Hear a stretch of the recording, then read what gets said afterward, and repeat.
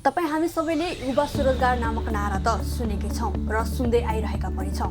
तर यस युवा स्वरोजगार कोष नेपाली युवाहरूको पहुँचमा कति छ त? आउनुहोस् आज हामी यसको विषयमा परिचर्चा गरौँ। नेपालको संविधान 2072 को धारा 23 अनुसार प्रत्येक नागरिकलाई स्वरोजगारको हक रहेको छ। धारा 51 मा श्रम र रोजगार सम्बन्धी नीति तय गरी सबैले काम गर्न पाउने अवस्था सुनिश्चित गर्दै देशको मुख्य सामाजिक आर्थिक शक्तिको रूपमा श्रम शक्तिलाई दक्ष र व्यावसायिक बनाउने र स्वदेशमा नै रोजगारी अभिवृद्धि गर्ने व्यवस्था गरिएको छ। देशमा बढ्दै गएको बेरोजगार, वैदेशिक रोजगारको खोजीमा विदेशिएका युवा, आयातमुखी अर्थतन्त्र आदिलाई सम्बोधन गर्न आवश्यक छ।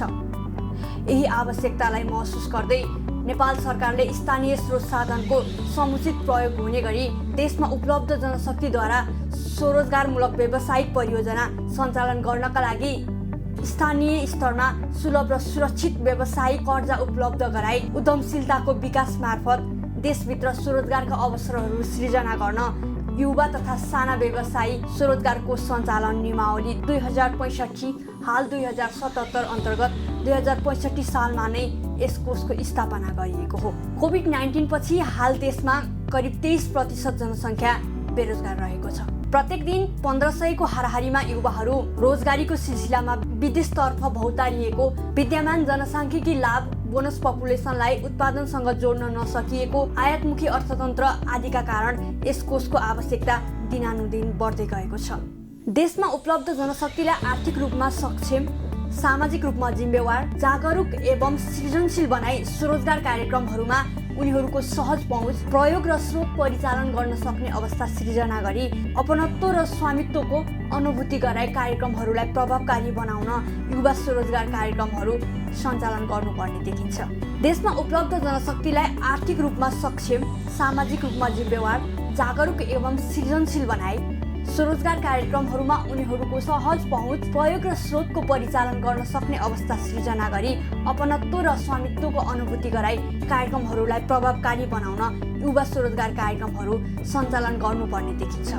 नेपालमा वर्षिनै करिब 5 लाख मानिसहरू श्रम बजारमा आउँछन् भने देशमा रहेका कलेज तथा विश्वविद्यालय बेरोजगार उत्पादन गर्ने कारखानाको रूपमा परिभाषित हुँदै गएका छन्। आजको आवश्यकता त कक्षा 12 सम्मको अध्ययन अनिवार्य गराई त्यसपछिको अध्ययन देशको आवश्यकतासँग मेल खाने गरी मात्र सञ्चालन गर्नुपर्छ।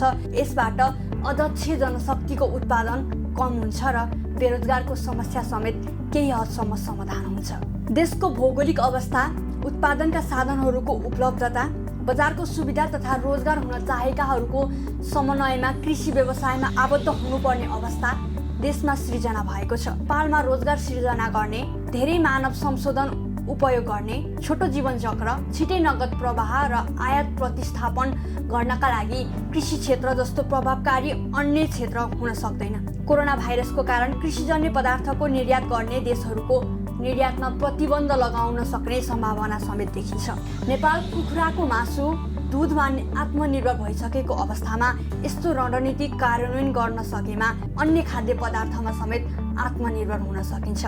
वर्षिनै करिब 2 खर्बको कृषिजन्य पदार्थको आयात समेत घटाउन सकिन्छ। यसैगरी निर्माण र निर्माणसँग सम्बन्धित क्षेत्र, व्यापार व्यवसाय, ई-कमर्स, टेलिकम, मर्मत सम्भार, प्राविधिक, कालीगढ सेवा, परामर्श सेवा आदि सिपयुक्त मानव क्षेत्रमा सिपयुक्त मानव संशोधनको आवश्यकता छ। उदाहरणको रूपमा नेपालमा सुनचाँदी तथा आभूषण व्यवसायमा मात्र करिब 1 लाख जनशक्ति पश्चिम बङ्गालबाट ल्याइएको अवस्था छ। यस्तै नेपालमा अन्य साना तथा मझौला उद्योग र ठुला उद्योगमा समेत सिपयुक्त जनशक्तिको ठुलो खाँचो छ। यसको आपूर्ति भारतीय जनशक्ति करिब 6 लाखबाट गरिएको छ। 2065 सालदेखि नै बेरोजगार युवालाई स्वरोजगार बनाउने महत्त्वाकांक्षाका साथ स्थापना भएको कोषले हालसम्म 83,409 जनालाई स्वरोजगार बनाएको छ। विडम्बना के छ भने देशको यस्तो अवस्थामा सरकारले कृषि व्यवसायका लागि प्रदान गरेको अनुदान सीमित व्यक्तिको मात्र कागजी परियोजना खडा गरी दुरुपयोग गरिरहेको अवस्था छ। झन् डरलाग्दो अवस्था त देशका केही राष्ट्रिय उद्योगपति र व्यवसायीहरूले कृषि उद्योगको नाममा असीमित जग्गा खरिद गरी नव जमिनदारको उदय भइरहेको छ। डिप्रेसन आयोगको भूमिका देश विकासको लागि अल्पकालीन हुन्छ भने विदेशी स्रोत र साधनको उपयोग गरी कृषि लगायत क्षेत्रको भूमिका दीर्घकालीन हुन्छ। विदेशबाट फर्कन सक्ने जनशक्तिलाई उत्पादनसँग, त्यसमा पनि विशेष गरी कृषि उत्पादनसँग जोड्न सकेमा ग्रामीण अर्थतन्त्रलाई चलायमान बनाउने अवसरको रूपमा समेत लिन सकिन्छ। कुल गारस्थ उत्पादनको करिब 25% रेमिट्यान्समाथिको निर्भरता र आयातमा आधारित अर्थतन्त्रलाई उत्पादनमा आधारित अर्थतन्त्रमा रूपान्तरणका लागि स्वरोजगारमूलक कार्यक्रमको आवश्यकता देखिन्छ।